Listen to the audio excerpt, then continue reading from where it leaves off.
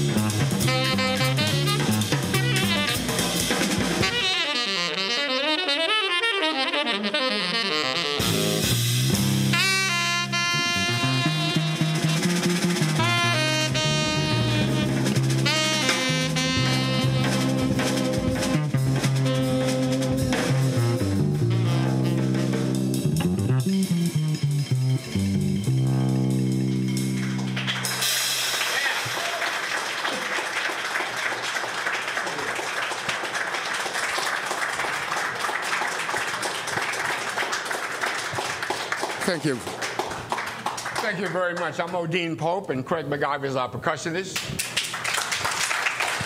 Lee Smith, bass.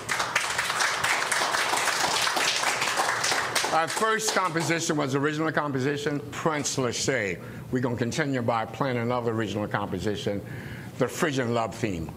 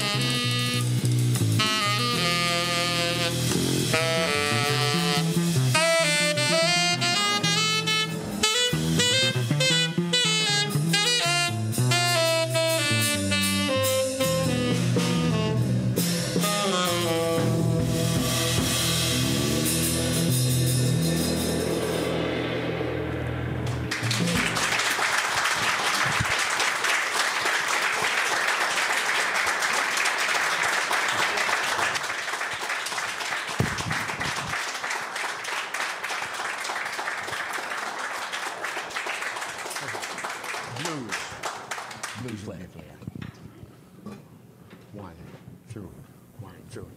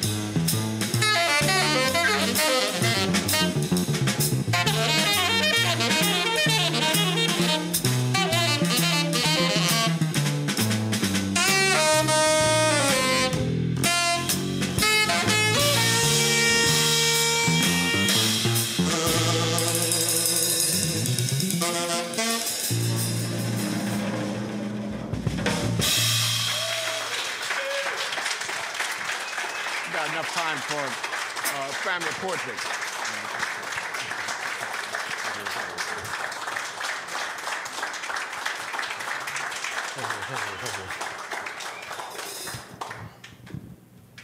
This next piece, we're doing all the original compositions today. That last piece was Blues for 8, and it's going to be on my upcoming CD, Odean's List. And I'd just like to acknowledge the presence of two of the people who was responsible for making that possible, Mrs. Deena Adler here and Mr. Billy Banks. These two people, just stand up and take a bow, please. Just stand up for a minute. Thank you. Thank you. Family? Okay. This is Family Portrait. 1, 2, and...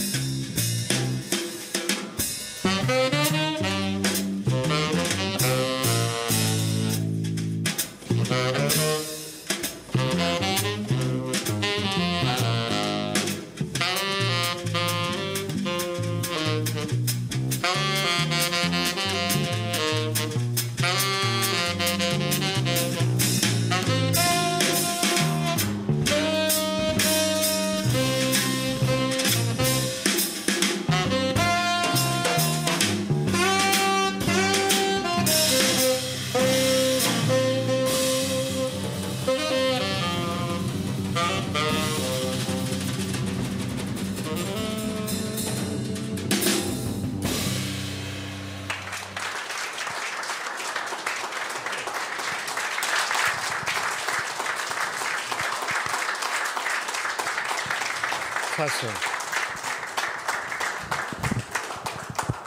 Thank you so much. Once again, Lee Smith is our bass player. Fred McIver. And I'm Odean Pope. Right now, we're going to, thank you.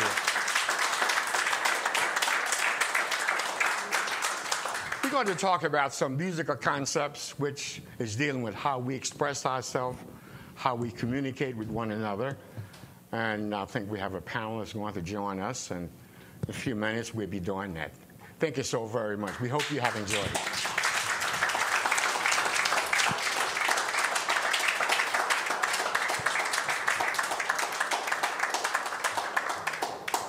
I'm Ed Nersessian with Francis Levy, co-director of the Philip Davis Center.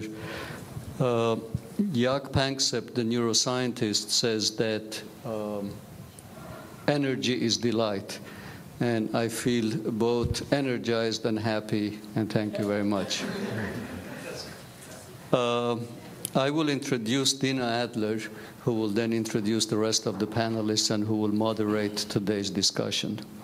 Deena Adler is a clinical psychologist and psychoanalyst in private practice. She's a member of the Philadelphia Psychoanalytic Center. She has combined her love of jazz and applied psychoanalysis in becoming the authorized representative of Odean Pope. This collaboration has led her to become executive producer of the upcoming CD, Odean's List, as well as to pursue her interest in understanding the creative process involved in jazz. It's a pleasure to be here, and it's a pleasure to be a part of your programming.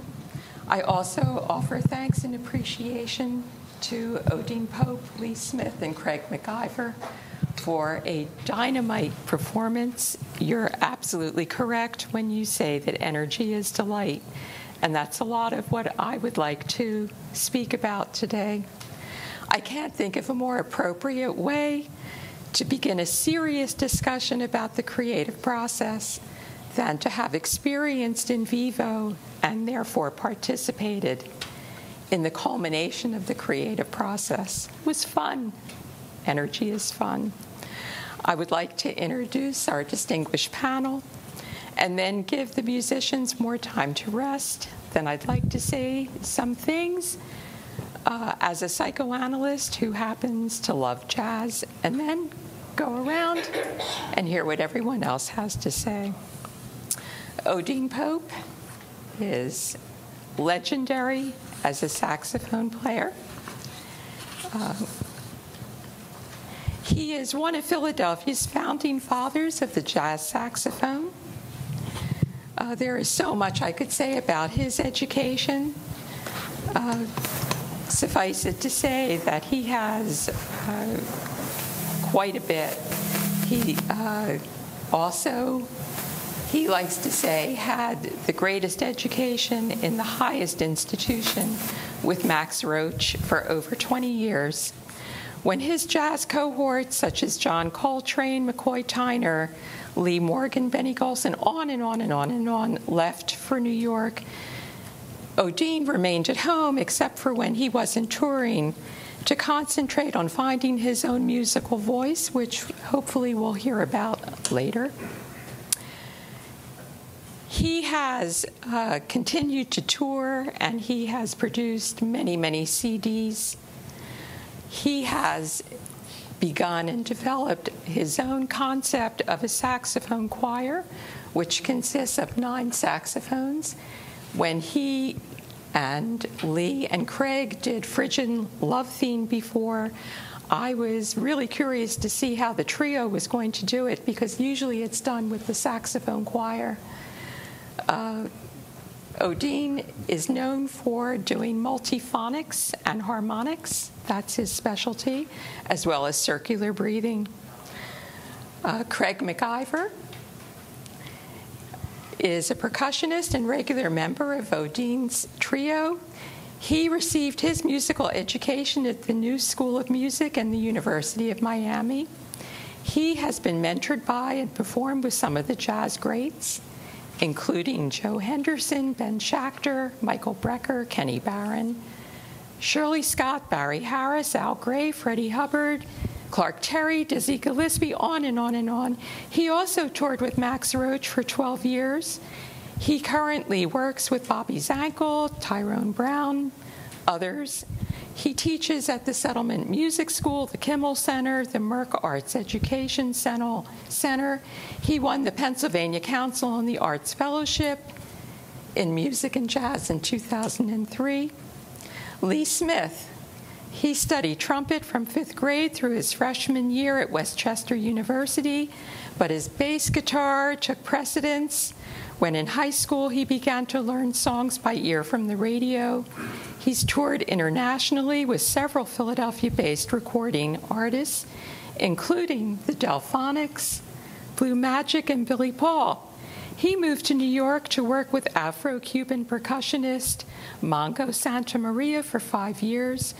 For over 20 years, Lee has worked with numerous jazz greats, including Cab Calloway, Lionel Hampton, Erskine Hawkins, Benny Golson, Bud Shank, Dizzy Gillespie, Cedar Walton, on and on and on and on. Also, Odean Pope. Billy Banks. Billy Banks is the principal owner and director of Banks Entertainment, a management and consulting and production services company that he formed in 2001. The company's current list of clients includes Wynton Marsalis Enterprises, Jazz at Lincoln Center Productions. He also has The Rhythm Road, American Musicians Abroad, sponsored by the U.S. State Department and New York City Parks Foundation. He's worked in the entertainment industry for more than 30 years as a radio producer and on-air host. He's worked closely with Wynton Marsalis since 1982 and was director of production and touring operations for Jazz at Lincoln Center for many years. He's recorded many various artists on many different labels. He has done many other things, suffice it to say. Myles Weinstein, sitting to my left. Like many musicians, he has been wearing 2 hats. He's a musician, drummer, and percussionist, and he is also an agent to many of the finest jazz artists today. In 2001, Myles founded his own booking agency, Unlimited Myles, Inc., exclusively representing multi-award-winning artists such as Regina Carter, Miguel Zenon, Kenny Barron, Stephen Harris, Jane Monheit, Billy Childs, Luciana Souza, Vijay Iyer, am I pronouncing that correct? Iyer, and Russell Malone. Before that, Myles served as director of the jazz division at Herbert Barrett Management, where he established a jazz division within this primarily classical agency. He worked there for quite some time. As a performing artist, Myles has played percussion, timpani, and drums with a diverse list of artists and orchestras, including Stephen Harris, Steve Turry, the Long Island Philharmonic, and the Joffrey Ballet Orchestra. He has also recorded and reached the top of jazz radio charts, and he's done many other things. Loren Schoenberg, I could go on and on and on about the accomplishments of everyone on this panel, but it would take up the whole time. Loren Schoenberg, also a historian by nature, tenor saxophonist, radio DJ, Grammy Award winner for Best Album Notes, educator, prolific writer on jazz, performer, conductor, and now the executive director of the Jazz Museum in Harlem. As a performer, that's enough? No. As a performer, Mr. Schoenberg was mentored by and played with some of the jazz greats. Are you getting the idea that everyone here is creative and is a performer and has been educated by other performers? That's part of the continuity of jazz. The acclaim he garnered from his repertory, Loren Schoenberg Big Band, resulted in many successful albums, musical collaborations, his own radio hosting jazz program. He was also the assistant personal manager and archivist to Benny Goodman. He has written numerous articles. He's written his own book, The NPR Curious Listener's Guide to Jazz, with an introduction by Wynton Marsalis. He teaches all over the place. He's currently the program director of the Jazz Aspen Snowmass Jazz Colony Summer Program, and as I mentioned, he's the executive director of the Jazz Museum of Harlem. And I'm co-director in both places with Christian McBride. Okay. That's important. Okay. So, I think I'm the only one on the panel who is not musically creative, but I have turned a case of creativity envy into creativity curiosity. I've often wondered, how does the music happen? I came to realize the transformative and healing roles that music, and jazz in particular, played in my own life since my childhood. Working as a psychoanalyst with creative people, working closely with Odean in his musical world, I've come to understand better the complex underlying psychological processes involved in the creation of jazz. Psychoanalysts and jazz musicians have a lot in common as practitioners, as do jazz and the workings of the individual mind. As practitioners, we are both deeply involved in an improvised working through process where one can interpret latent meanings from what we hear and where relationship is crucial. Although for different purposes, we both create a safe place to explore the expressions of the mind. Jazz musicians use the relative freedom of improvisation to play with the music. They play their instruments, and it's a pun that is very significant because it is fun.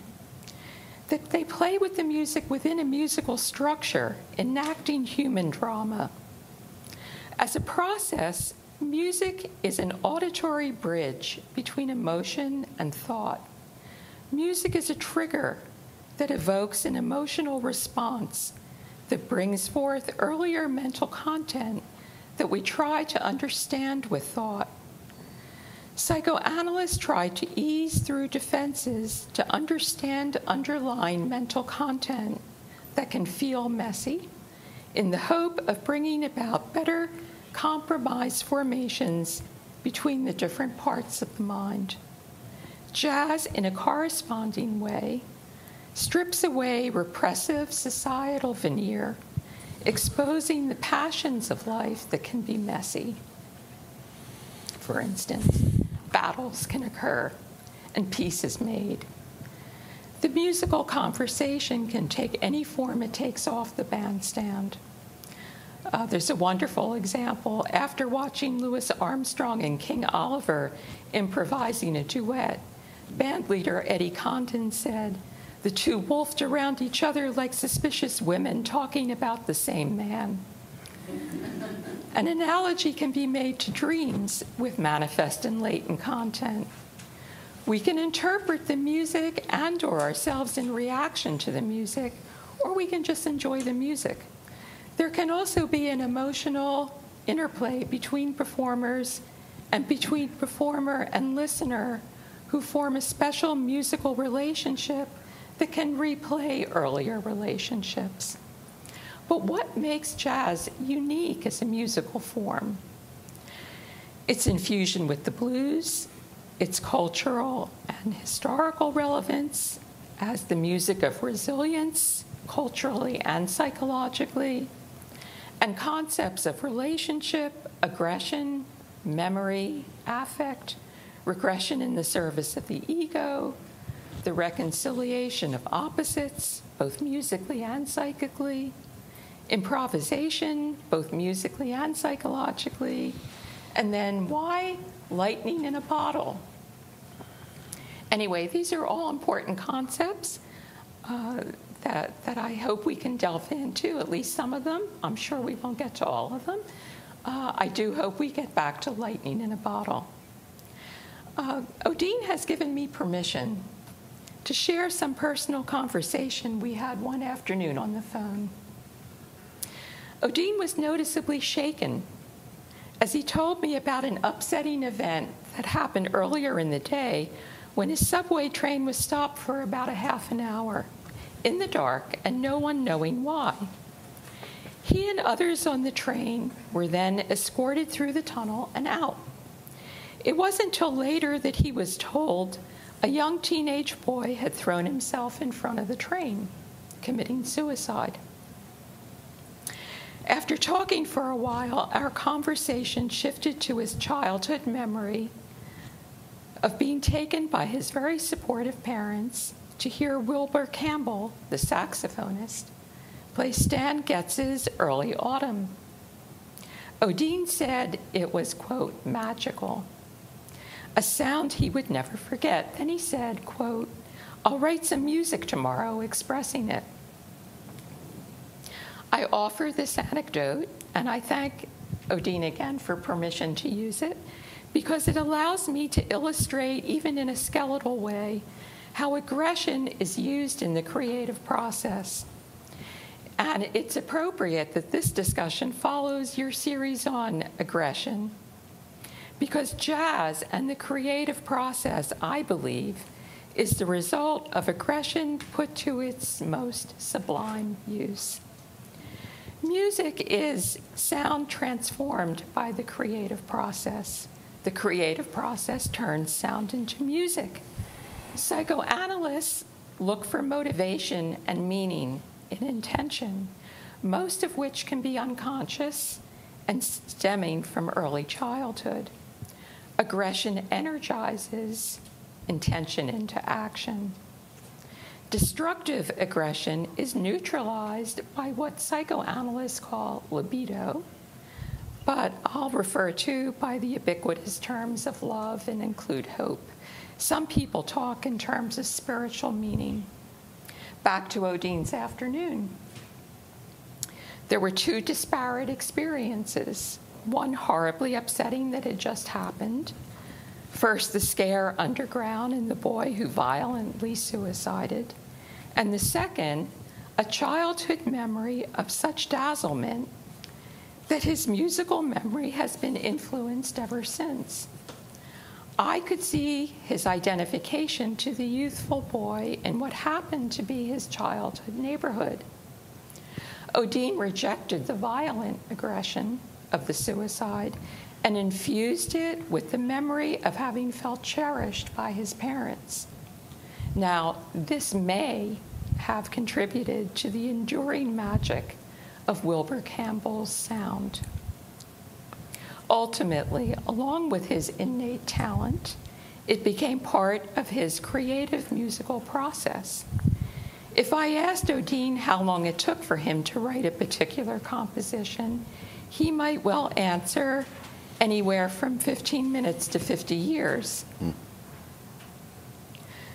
So, Odean, did you ever write about that experience?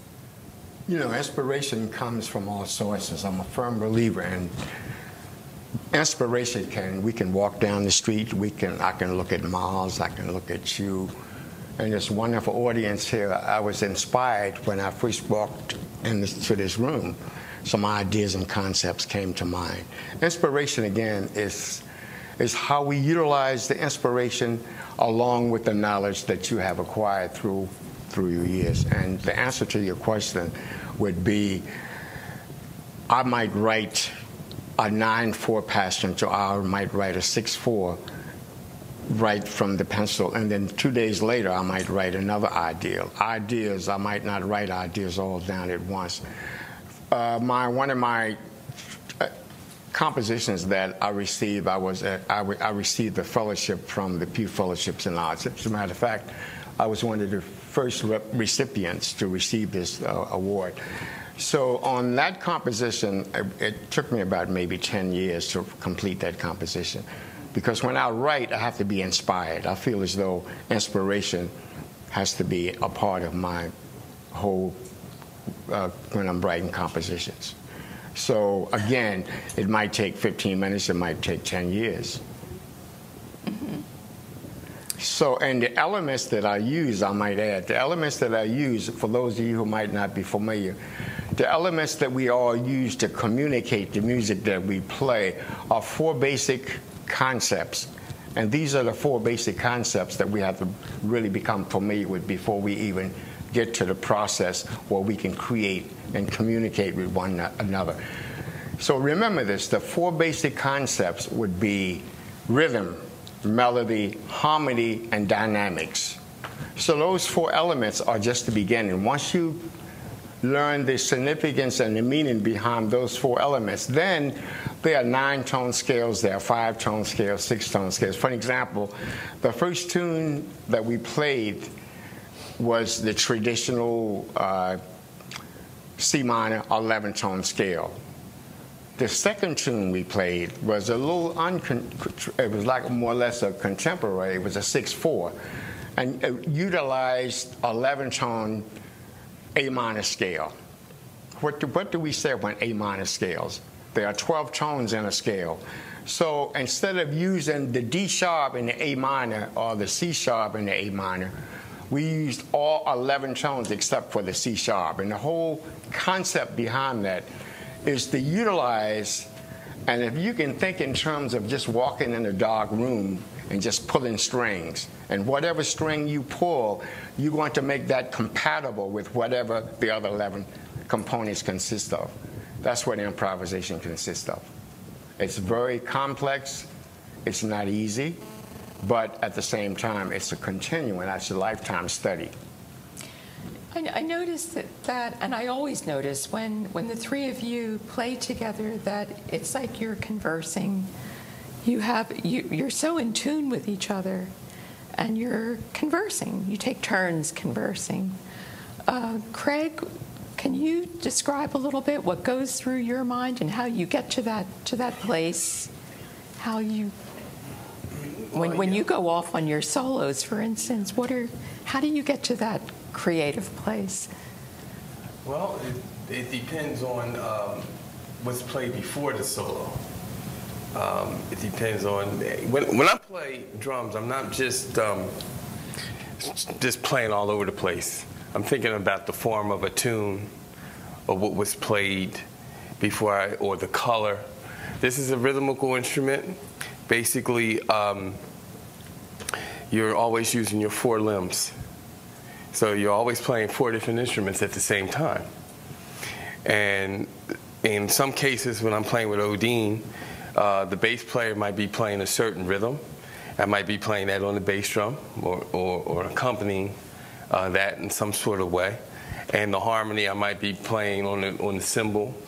Or, it's a lot of different ways to approach that. I don't even know how to start with that. But I'm what you call the very schooled percussionist. I don't just play the drums. I'm a classical percussionist also. And classical percussion takes from playing in orchestras, and that plays a big part in the way I think musically when I'm playing with the other guys. Sometimes drummers who are just drummers have never studied a melodic instrument, have never studied a colorful instrument. They think because they may be playing fast all the time or playing loud, they think they're playing more. But it's all a musical composition, whatever piece we may be playing in question.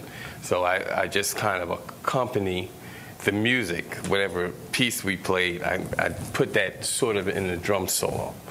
So that's kind of how I approach playing music. I think about music all the time when I'm playing the drums, rather than the drums first. You follow what I'm saying? Yeah. So. I might also add that Craig, when you go, he's got a basement maybe twice as large as this room, and he's got all of the percussion family instruments there. He plays them all. Right. He's a very prolific composer, as well as He's very sensitive to everything around him, and he plays all the drum. He plays all the percussion instruments very well, and he reads anything you put in front of him.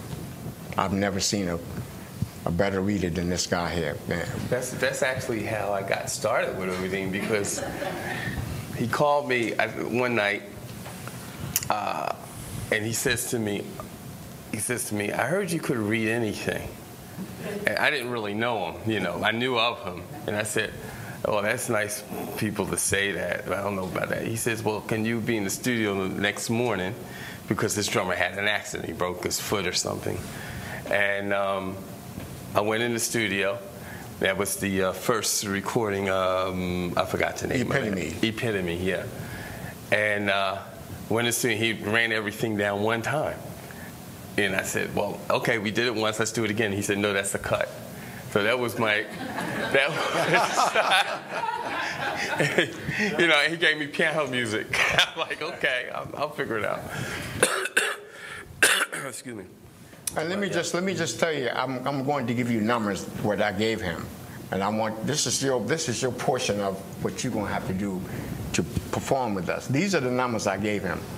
And once I do this, I want everybody to memorize this, and we're going to have an ensemble. This is the rhythmic concept that I gave him. 1 2 1 2 1 2 3 1 2 1 2 1 2 3 1 2 1 2 3 1 2 3 4 5 6 7 1 2 3 4 5 6 7 1 2 3 4 5 1 2 3 4 5 1 2 3 4 5 1 2 3 4 5 6 7 1 2 3 4 1 2 3 4 5 6 7 1 2 3 4 5 1 2 3 4 5 1 2 3 4 5 1 2 3 4 1 2 1 2 1 2 3 4, and he read it down. Yeah, he gave me numbers.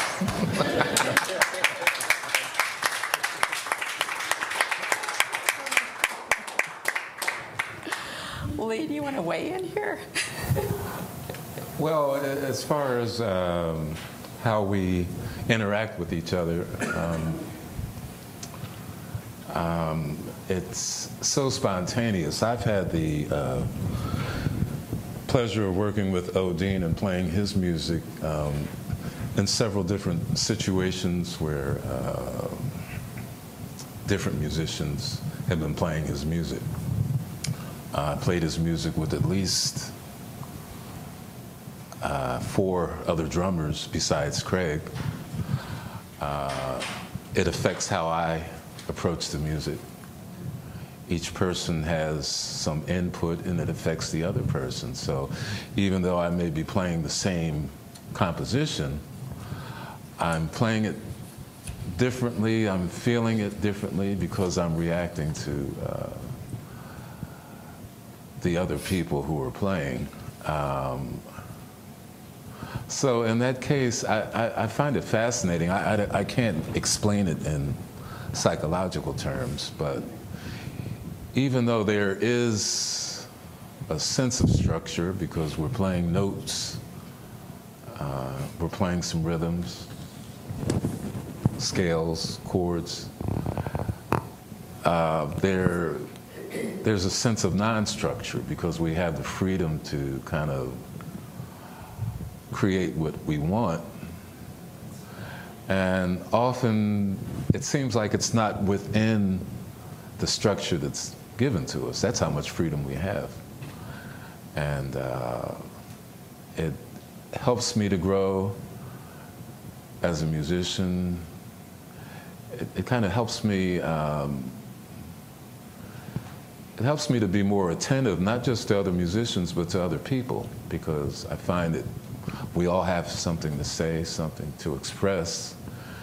And even though I may not understand what you're saying or what you're trying to express, at least I'm giving you my patience. I want to know, or at least try to understand what you're saying. And it's the same with the interaction with other musicians. Drummers especially, because drummers, like Craig said, they're playing with 4 limbs. They're playing a lot of stuff, basically. And half the time, I really don't know. I can't explain what they're doing. I hear it, I react to it. And it's similar to my interaction with other people. I can't explain what they're saying, but I kind of sense what they're trying to convey to me, and I try to react to that. So this is one of the few musical situations that I'm involved in now where I have this much freedom. I perform with a lot of different musicians like we all do. Some are very structured, especially if I'm working with a big band, for instance. We all have our parts. We've got to play those parts. But this is probably a situation where I have the most fun with, because I've recently just started to accept the fact that I have freedom to express myself, and I try not to worry so much about my performance. You know, I do it, I let it go. When you're playing in a strictly structured situation, you're worried about the notes. You want to play those right notes, the right changes, you know, but in this situation, there are no right notes. So it keeps you humble, but at the same time, you try to have fun with it. I thought what we would do is start sequentially from abstraction and conceptualization to the inception, to production, to presentation, to archiving. So Billy, Can I just add one thing before you do that? Lee is very sensitive. He doesn't tell everybody how great he is. I know how great he is. As a matter of fact, he's the father of Christian McBride. And if you listen to his notes, when he's playing in the Altissimo register, I've never heard a bass player play up in the Altissimo register as clear. Regardless what he's playing on the instrument, every note he treats like a gem. It's true. It's true. Billy, you're in production, and I've seen your creative juices at work. You work with a lot of very creative people, a lot of creative artists, mostly with Wynton Marsalis. Now you can add Odean to your roster. How does your own creativity interplay with the creative people that you work with? Well, first off, with anyone that I work with, any musician, the key element, and I hear this often among musicians, but the key element is to listen, is to be open and to be sensitive to what you're hearing and to be reactive to what you're hearing. You don't always have to be receptive. There's no prerequisite that you have to accept everything. But if you listen, you can then make those determinations. Do I want to work with this?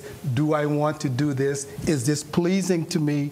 Is this something that I want to take to the next step, which is presenting it? And that's where I come from. My history, my background has been in presenting music more than in playing it. Although I do have a background as a performer, I did study music and I played, but unlike most of these guys, I had to make a choice. Do I want to play? Do I want to be on the other end of presenting it and producing it? I don't think Odean ever had this choice. I don't think this choice was ever a real possibility. I think it, or Lee or Craig, I think it overwhelmed them and has taken over their lives, and they play because they have to play. I had to make a choice, and I chose not to pursue a life as a professional musician, but to become a professional producer and presenter. I love the people that make music. I listen to all kinds of music. I listen to lots of jazz. I listen to music from all over the world. And I hear how music from different parts of the world, employing different scales, different concepts, how they all come together. They weave in and out of each other at different times. They greet, they say hello, they move back to their places, and then they greet again as musicians move around the world and interact. And it's important, again, that we listen. The same with an audience. It's incumbent upon people that are at a performance to listen to the performance, just as it is incumbent upon performers to listen to each other so that they can react and contribute. Now, in producing music and getting it ready for consumption, because musicians do play for people. A lot of times they think that they play for themselves, but that's true, but you also need an audience. And I come in with some critiques sometimes, some ideas, some suggestions. Why don't we try this? Why don't we look at that? Not necessarily musically, but just in terms of presentation. An example, Wynton Marsalis, who's one of the top trumpeters and musicians in the world. I spent many years on the road with him, working with him at night after night after night after night, different bands, different formations, quintets, septets, big bands. We always tried to present the music in a certain way so that people would come to it, enjoy the show, because it is a show also. For years and years, I battled with him about Wynton. We need to add a little lighting. We need to make a show. And he was resistant. No, the music has to speak for itself. Just want one look. No, it's not a show. It's just about music. I think he's actually come around. He's understood after many years that it is a show.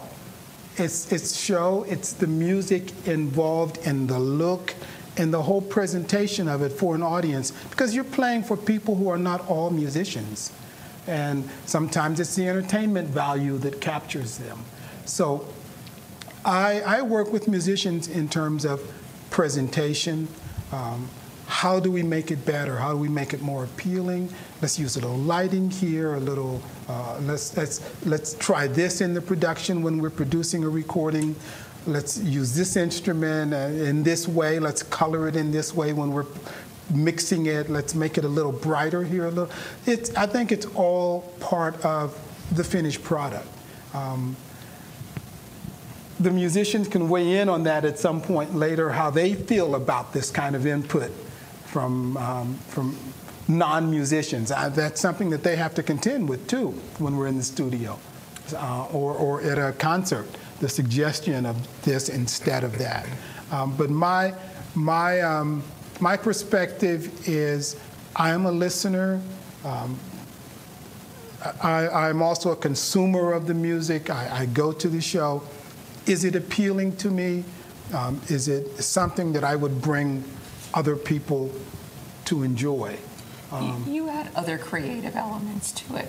I try to, yes. But without interfering, understanding the musical concepts and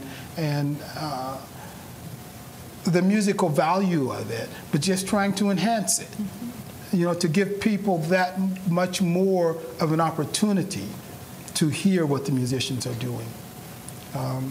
Yeah, I'd like to add too, like in October, I'm very grateful that I had Mr. Banks to be a part of my current project, Odean's List. Back in October, Deena, she's the executive producer, and she engaged Mr. Banks to come in and give us some information. We did a special recording at the Lincoln Center, Wynton Marsalis studio. And the artists consist of James Carter, Terrell Stafford, Walter Blandon, David Weiss, Lee Smith, George Burden, and also Jeff Tane Watts. And when we was in the studio, oftentimes when you're in the studio, in the booth, there are things as an artist you're not able to hear. And let me just say, Mr. Banks can hear around the corner.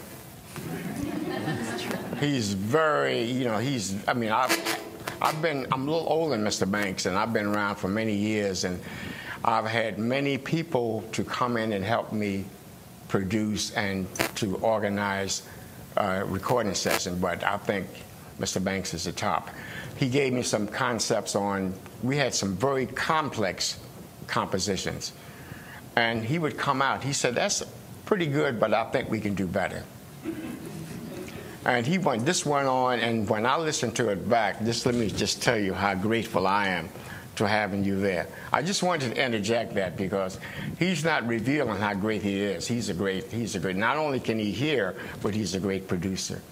And he doesn't mind hurting your feeling because, in fact, the way I look at it, I like for people to be sincere and honest to me because I like to be able to accept constructive criticism, and that's what he gives.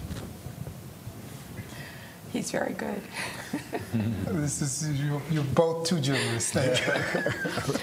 Myles, let's get you in on this. You're in on presentation, and yeah, a certain aspect of presentation. Okay.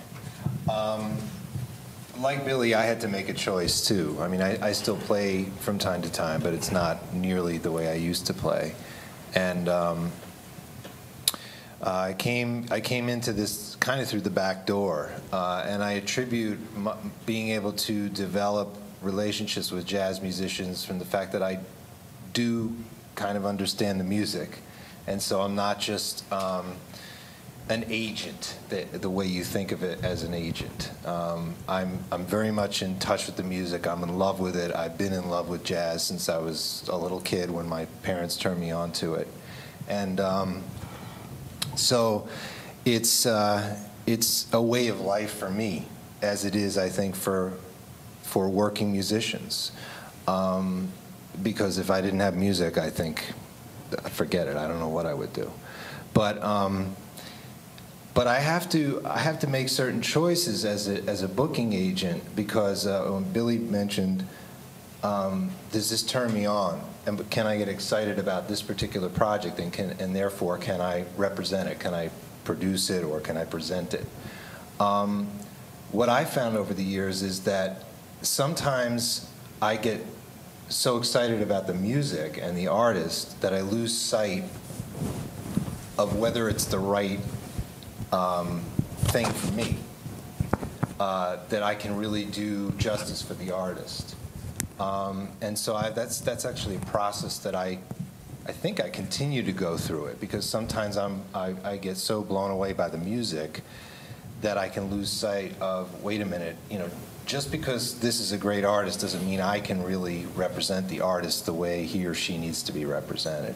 So that's something that I have to be really keenly aware of. And so as a result, every time I add an artist, which is not very often, because I'm like a boutique jazz agency, it's almost like an ordeal for me, because I do not take it lightly. It's a very serious decision. I pine over it. I lose sleep over it. I look at every angle. I look at whether the artist is not just a great musician and leader, but also if she is a great composer, because I get involved with getting commissions for artists. That's part of what I like to do. So it doesn't mean that every artist I represent has to do that, but that's actually an exciting thing for me. Or if an artist has various ideas about projects that they do, new projects that they're coming up with, instead of kind of staying with the same thing all the time. They're always coming up, and that's generally not a problem with jazz artists, because jazz artists are always evolving and are always coming up with new ideas that are exciting. So, but that's kind of the thing. Those are the things that I look at as an agent when signing an artist.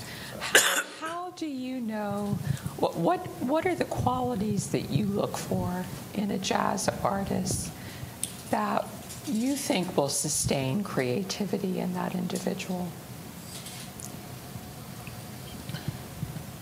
over time?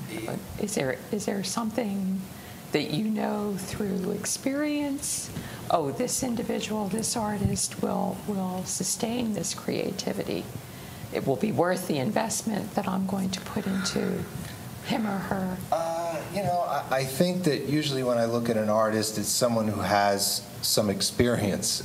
It's not just a baby artist, who's just out of school.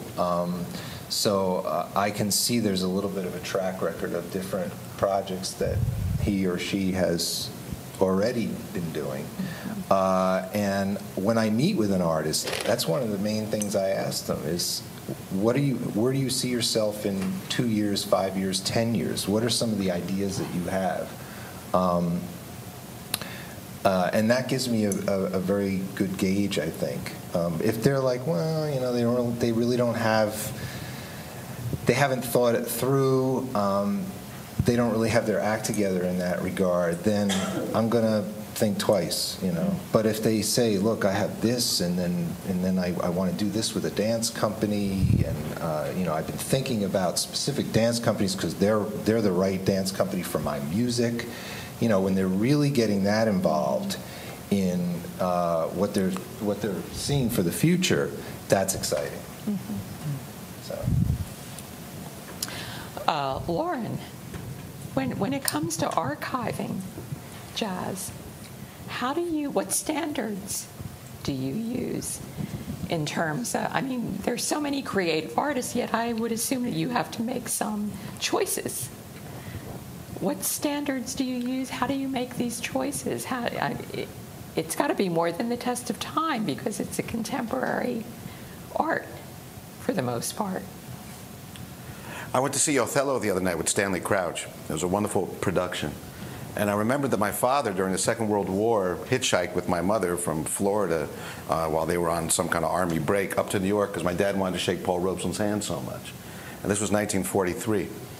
And I was thinking about my father really knew more about music than a lot of musicians I know. He really did. Just because you're a musician doesn't necessarily mean that you know anything or that you have taste or judgment. Some do and some don't, But my dad, who really wouldn't have known a B flat from an A flat, he kind of knew. He heard things, you know what I mean? I don't think it was just a case of projection on my part, that because I agreed with him, I thought that he knew something. I think I got a lot from him. And I want to say about Billy, because I've known Billy for close to 30 years, I guess. And we started doing radio together many years ago at Columbia University. And Billy's one of those people.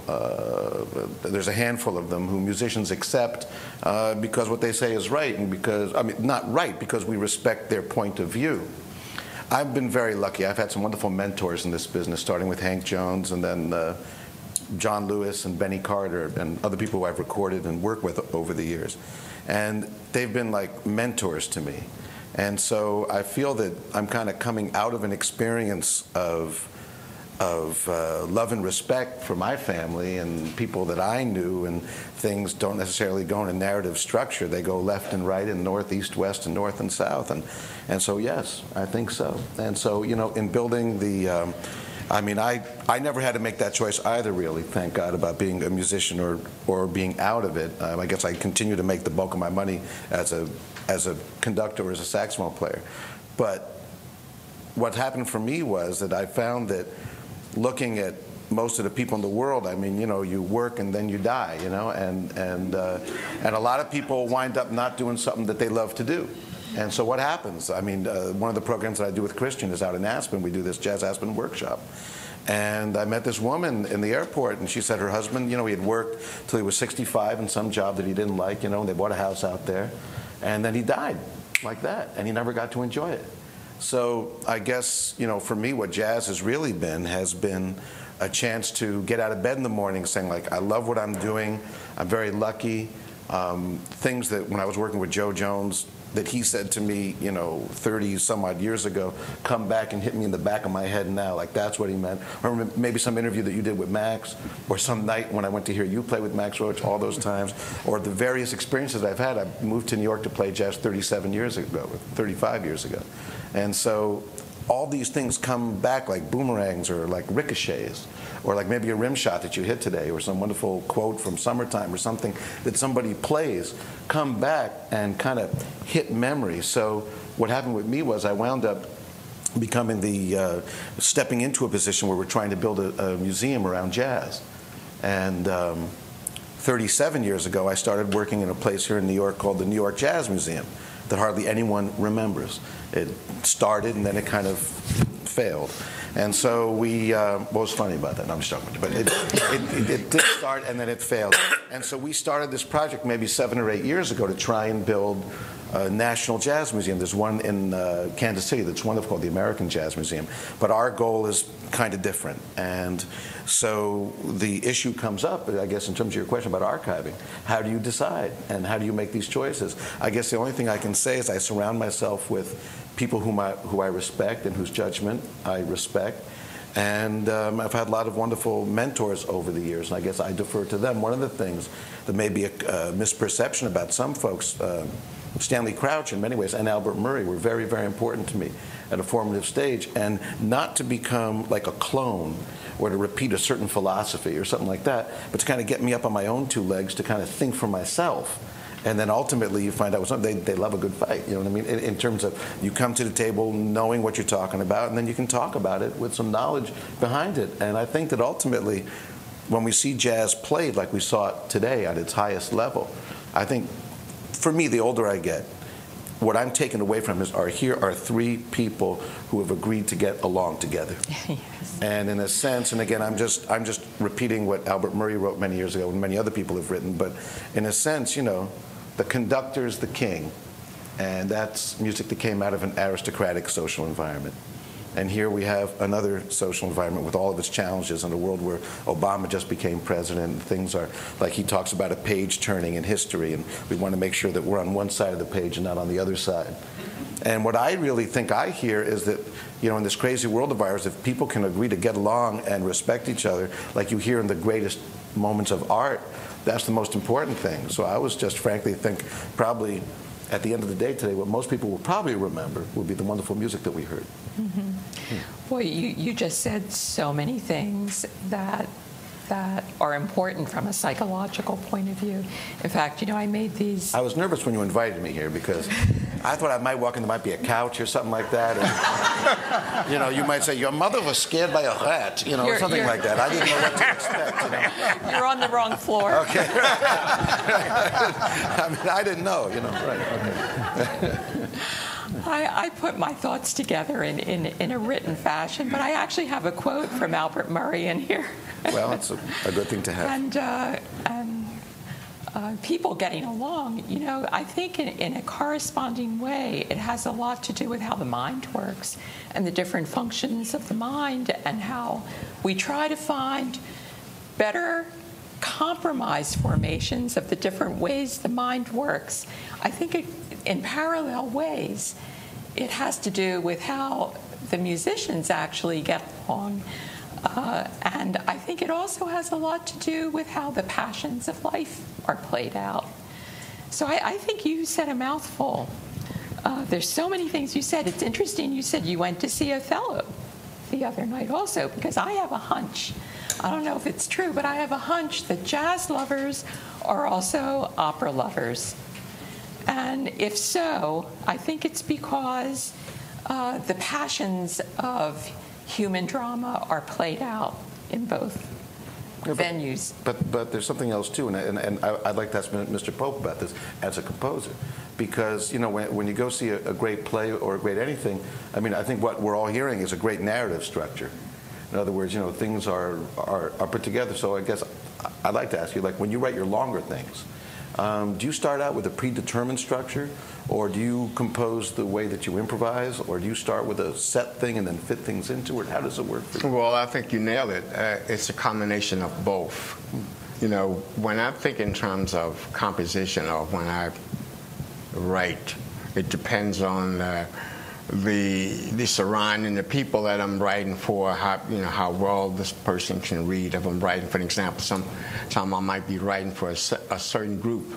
I have to visualize in my mind, well, how does the piano, can the piano player read? For example, I did the Cape May Jazz Festival last week, and we had a piano player who came in and read all of that first segment that I told about the 1, 2, 3, 1, 2, 3. He came in and read the whole thing. It just blew my mind. So when I write, I think the answer to your question, I try to preconceive what am I doing? Who am I doing it for? Am I doing it for my group? Am I doing it for the saxophone choir? Am I doing it for the trio? So each situation, I think, is different. When I try to write, I try to make it as comfortable as possible for everybody. So the people who are involved, they won't get intimidated. But when I write for Lee, Craig, and the saxophone, I can just be very free and loose. I can just write. That's why I love these guys, because regardless what I write, they can play it. So a combination of writing, sometimes I might write the melody structure first. It depends on what I hear. Sometimes I hear the rhythm structure. Sometimes I might hear now here's a good one. Sometimes I might hear like a 3 against 8. Playing with Max and a knowledge of all of the rhythmic concepts gave me an edge on when I write, because I write around rhythmic structures. For example, like a 3 against 8.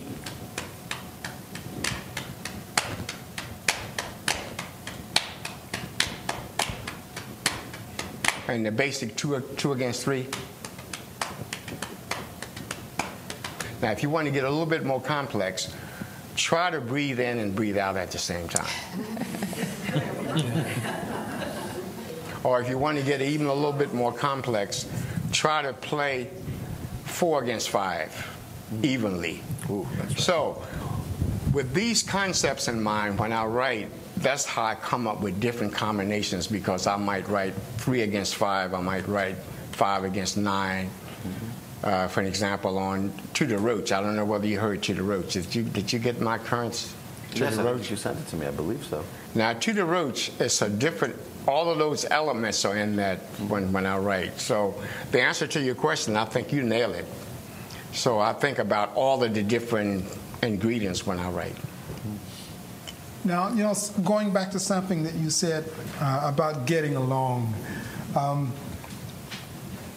I think that harmony, in music, harmony is not always harmonious. Musicians in groups, in bands, are not always the best of friends. They don't always make a great family.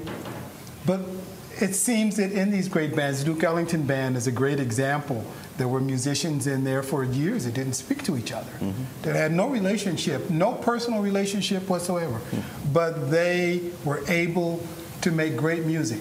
The psychology of that, as a person who doesn't, who's not a professional musician, coming to understand that, it took me quite a long time to understand that, the psychology of living with someone, playing with them night after night, year after year, and yet as soon as the music ends, you have nothing to do with them.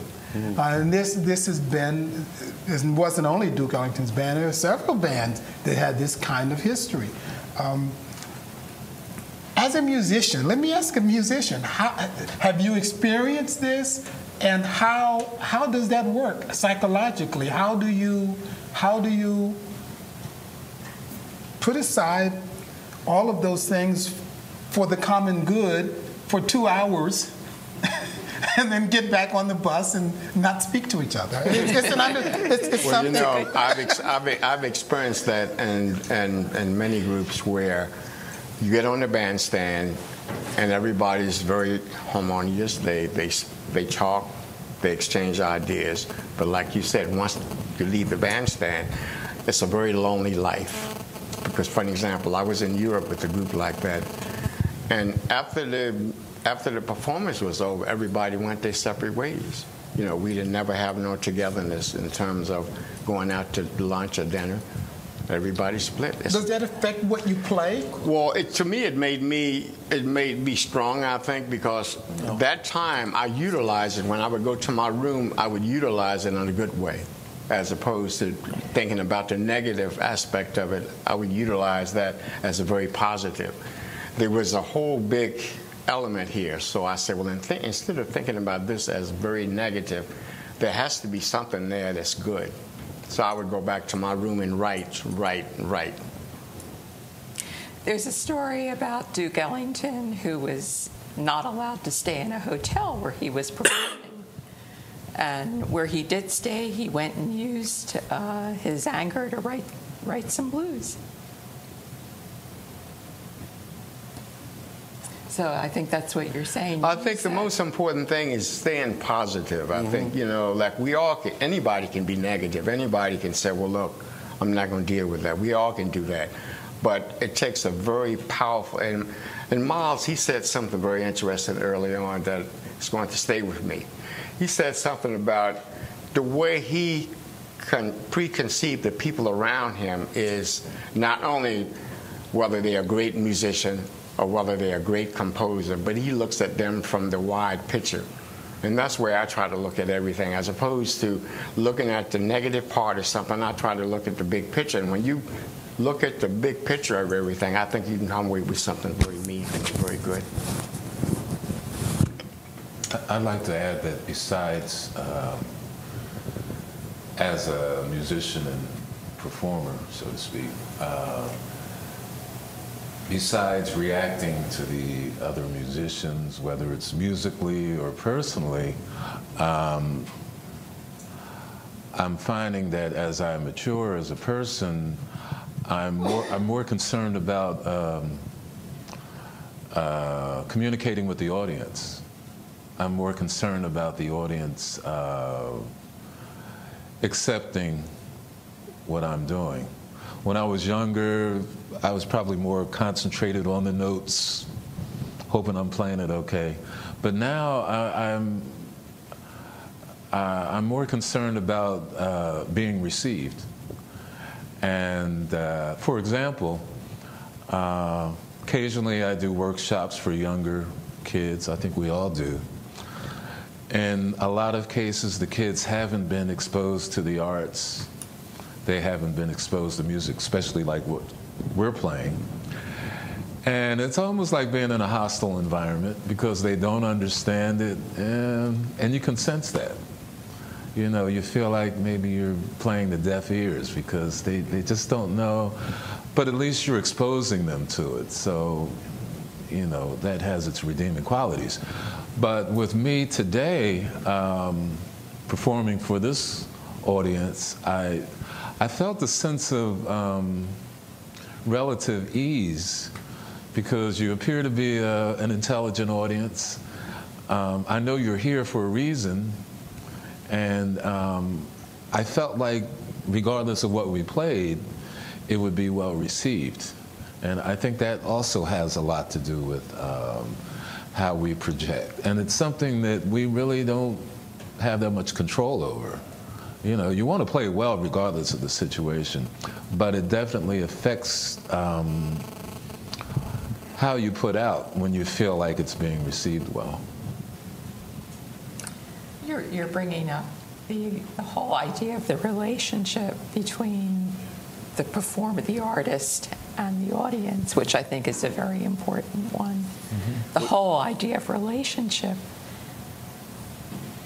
Well, you know, if the paradigm that we talk about is usually like, you know, they take classical and jazz music. I mean, there's a lot of other kinds of music. But the basic difference is that when you go to hear music, and this is one of the things that's helping not kill jazz, but that's making it difficult as we get into the 21st century, is that, you know, we wanted to show respect to jazz music in this country because it was allied with so many other things and so many other racial, social, cultural, and political elements. So, okay, well, we want to show respect to this. So the way we show respect to it, because we're so insecure culturally as Americans, is to say, well, if we treat it the way that we treat European classical music, well, then somehow that's showing some kind of respect for it. Okay, great. So you take it to the concert halls and you try and figure out, you know, why do people sit in concert halls the way they do? I mean, many times I almost feel like I'm suppressing some kind of Tourette syndrome of like I want to stand up in the middle of a symphony and just say, you know, why are you all sitting like this? You know, why is it so quiet? Why isn't anybody talking? Why can't you, you open up a thing of certs and people look at you like you murdered somebody. But meanwhile, they may not give money to a homeless person or give any money to charity, but you open up that certs thing, it's like, you know, they look at you, creep, you know. Well, anyway, so we show respect to jazz by totally divorcing, and this is something, you know, that Wynton has been facing, and that makes the establishment of Jazz Lincoln Center so important in its complexity, which is that it's totally divorced now from any functionality, like Leah said. You know what I mean? So that you go to the school to play for the kids, they don't dance to it, they don't do anything to it, except they're supposed to think that, you know, that you sit there like this and listen to it. It's horrible, right? So in the same sense, if what happens in all that music is, when you go in to hear, I mean, I love all that classical music, as I'm sure we all do. I mean, I love it. But when I go in to hear that version of Beethoven's, of Brahms's Fourth, you know, I'm going to hear it. I know exactly what's going to happen, and this part may be faster, and this may be slower, and that they may really be swinging when they do it. But it's a known thing. And what happens in jazz is, of course, is, you know, if I may say, I mean, you know, the performance this afternoon can never be repeated and will never be the same because they're feeling your vibration and you're feeling theirs. So when you leave the jazz performance, you feel like, you know, I really own this thing that happened today. And it was that way because, you know, I caught their eye, or they caught my eye, or they caught your brain waves. And so I think ultimately, you know, that's what we're really talking about. Billy, we're going to add something. Yeah, I was going to say that is one of the key differences is being able to accept that difference. The jazz is not like classical music. Right. It's not canonized in that way, as you say, Brahms' Fourth or Beethoven's Ninth, or the you know, Tchaikovsky or Shostakovich. There is a canon that's there, and everyone that comes through that music plays that canon. They know the canon. When you go to listen to Shostakovich, the 11th St. Petersburg, you know what that is about. You know, and you wait for that moment when all the basses play and it's the horses coming into the square in St. Petersburg. And I mean, you know that, and you wait for that, and it's familiar. In jazz, and this is a debate that's going on and has been going on in jazz for a long time, is do we push for that kind of canonization of jazz music? Do we make certain classics of jazz the classics of jazz, and not encourage so much individual composition of new musicians coming?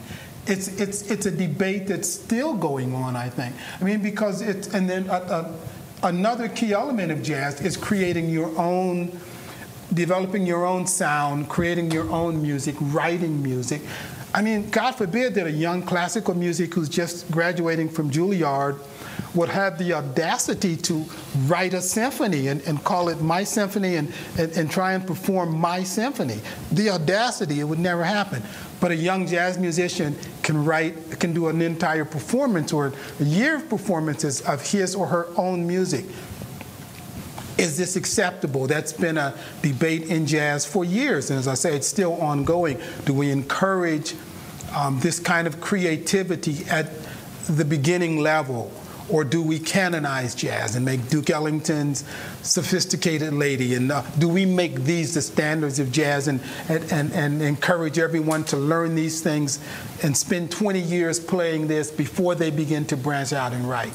I think that's a debate that's still going on. And many times, you know, the cultish nature of it, unfortunately, if you look at the jazz clubs and the jazz festivals, you'll see there's all these tributes to people. I mean, I ran away from the Benny Goodman tributes a long time ago because unless you had, you know, 2 or 3 of the great clarinetists in the world, who wants to go hear a Benny Goodman tribute? I mean, you know, it's a drag, you know. And in the same sense, I think we wind up canonizing some of the dead greats, and sometimes, I mean, I feel, you know, we overlook masters who were in our presence, like Mr. Pope, who we, I mean, I'd much rather hear, frankly, anything that you do than go back and hear, you know, frankly, a tribute to someone who's not here anymore. And, you know, and unfortunately, this is part of the culture now. Yeah, and Dizzy Gillespie All-Stars is a good example of that. You know, when you see ads for them playing in various festivals, they have a picture of Dizzy Gillespie. And I'll bet you something that a lot of people in that club that night think that they saw Dizzy Gillespie. Right. Without a doubt. 25%. Oh, yeah, sure. I saw Dizzy on last Tuesday. And Count Basie on Thursday. You know, let's have a seance or something, you know. Odean, as a I'm sorry, I didn't mean to interrupt. as a major performer and composer who also works with younger musicians, Water. what is your opinion of that with jazz, the development? Do we need to establish a classical canon of jazz?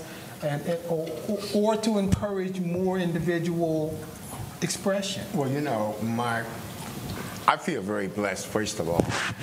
I believe in the power of culture to determine both self-individual and communication collectively together. I believe in that power.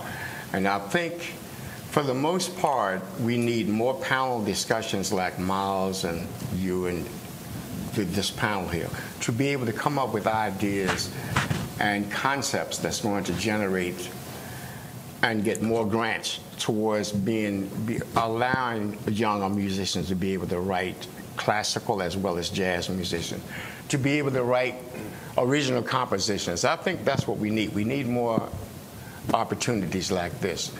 And I think if we can come up with more ideas like this where we have these kind of panel discussions and generate a lot of interest. For example, like Chamber Music America, they gave me an opportunity to go up to Buffalo. They have two parts there, the southern part of Buffalo and the northern part, to compose original music.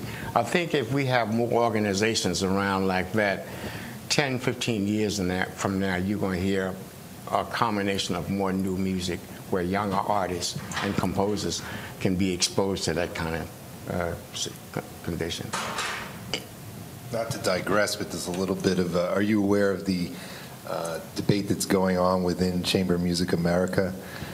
Because Chamber Music America has actually embraced jazz over the last several years and has been very positive for the music through Doris Duke, right, through the foundation. But there are people who have been members of CMA for many, many years before jazz was a part of it, and I think they feel threatened by it, and they're questioning whether jazz is chamber music. And there's been this debate that's been going on. It's not really pertaining to what we're talking about, but when you mentioned CMA, it came to mind. Yeah, but the answer to what you were saying, do we have the sources and the resources to give young people and young composers the opportunity to come up with new ideas? There's a couple organizations that I've been involved with who have, I feel blessed again, who have gave me money to study for 1 year, to maybe come up with maybe ideas and concepts to work with young people. And I've been blessed to work with a lot of young people. And I think it's important that, like Lee said earlier, that we as artists and composers and educators, that we have to, you wonder why our young people don't like the music, because I don't think they're responsible why they don't like it. I think it's important that we as educators and performers and artists, that we pass that information on down. Like I was blessed to be with Max Roach, Dizzy Gillespie, Art Blakely, people passing it on down to me. I think if we can think in terms of it's a continuing and passing that information on down, I think we're going to come up with that concept. Well, I think we're on a roll, but I've also been told that we're out of time. So questions from the audience? Maybe. Okay. That'll make a real jazz I just want to say I'm very tempted to pass Billy's question also on to our archivist, because that's really an important question when you're making choices about who to put into a jazz museum, I would assume. But anyway, we're going to take questions. Well, don't dangle it like that and then not let me answer. I'll just give you a 30-second answer.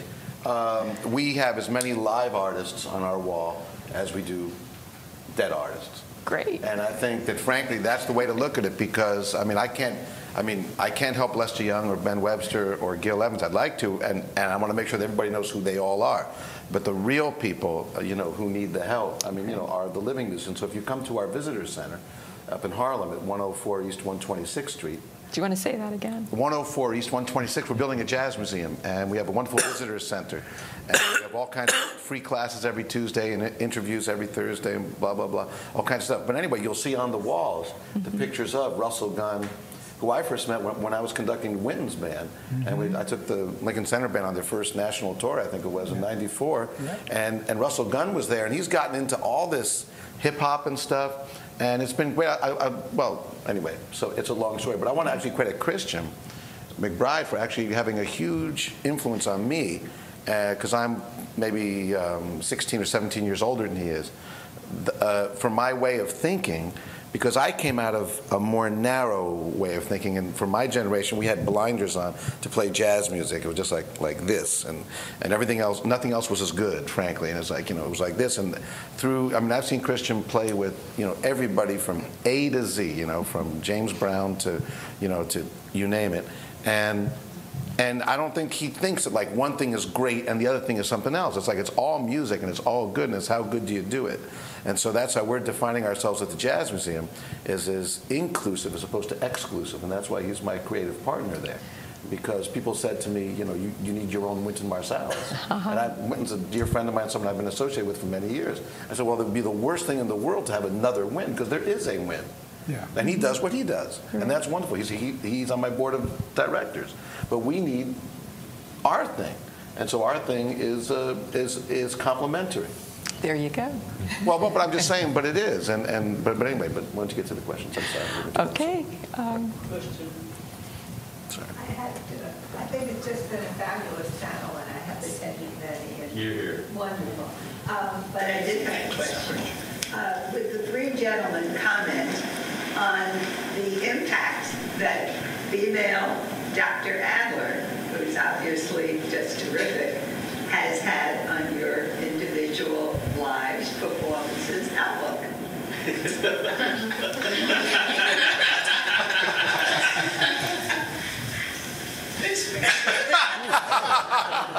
I need some time to think about that.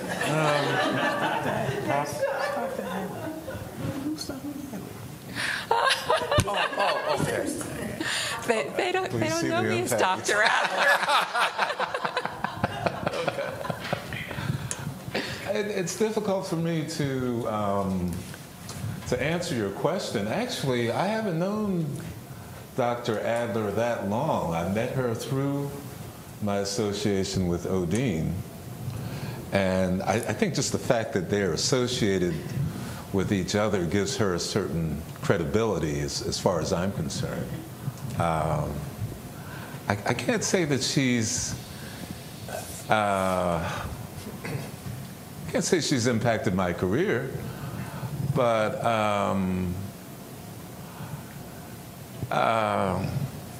what do I want to say? I have a lot of respect for her,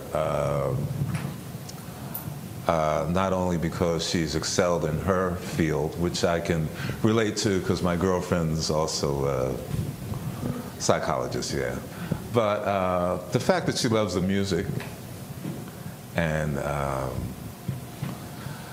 if she feels enough about Odean to support him the way she does, I think I can only say it's encouraging for me.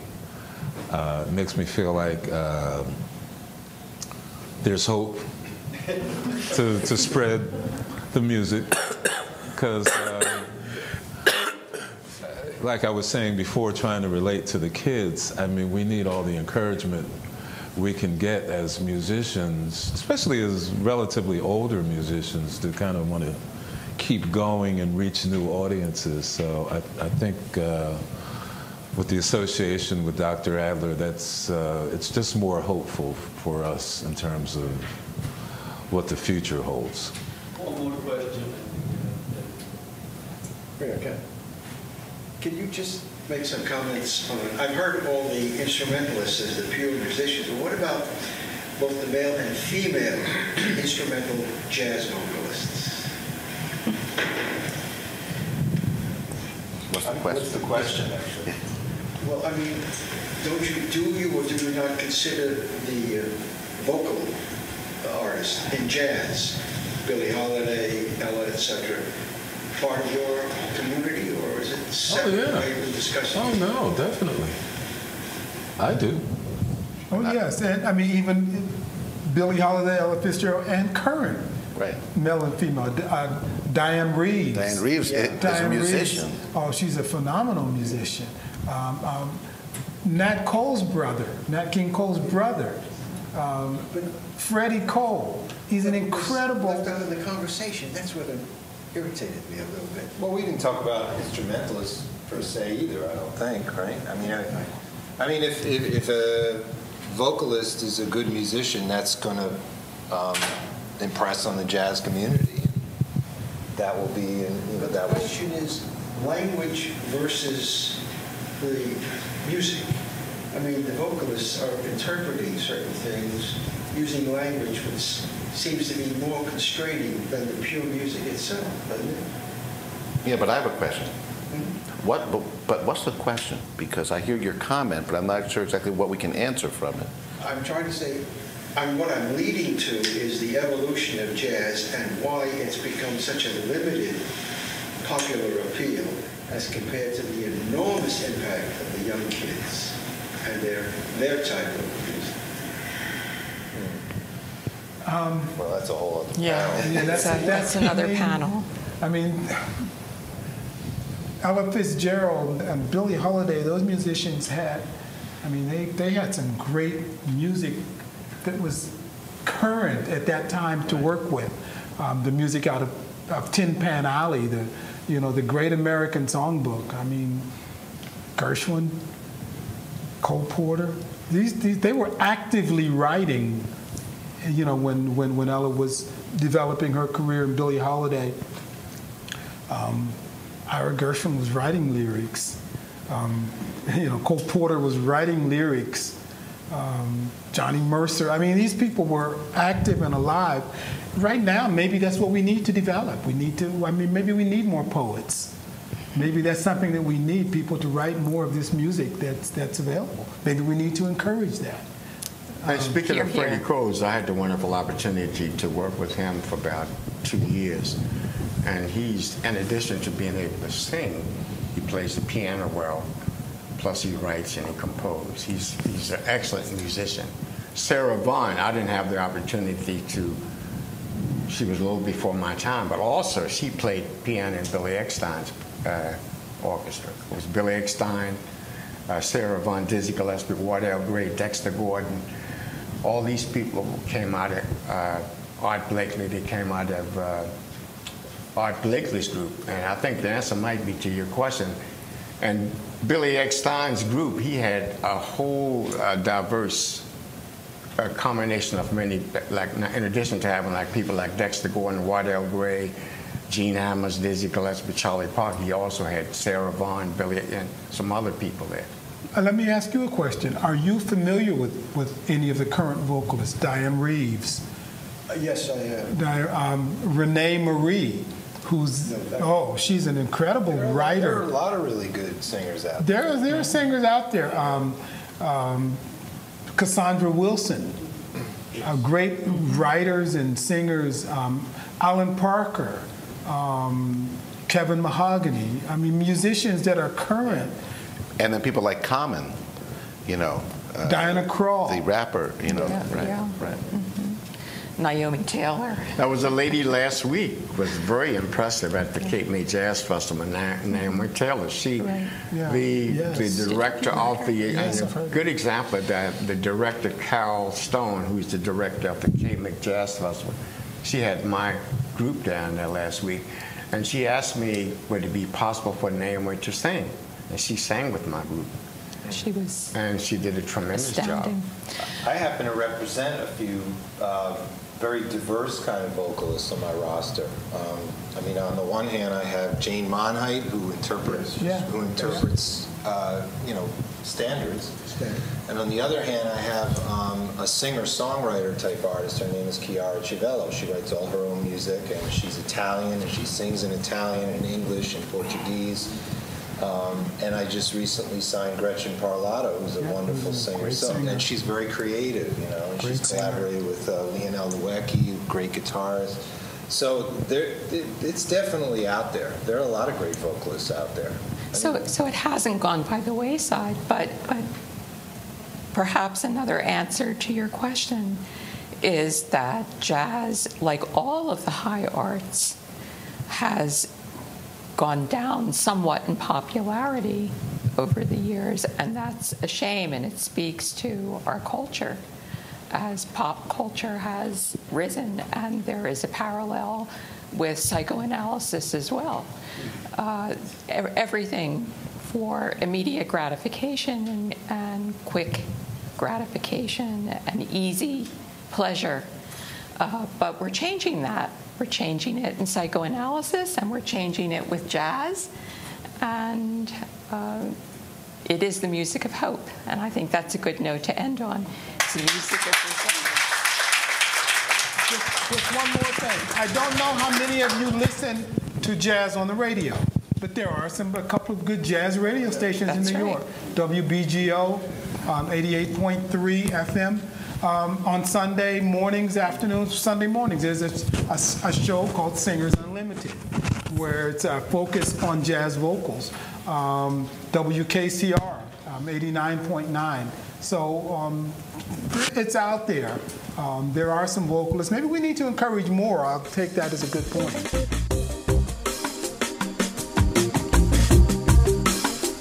Further information about our programs and a complete archive of past Philip Tades events is available at philiptades.org.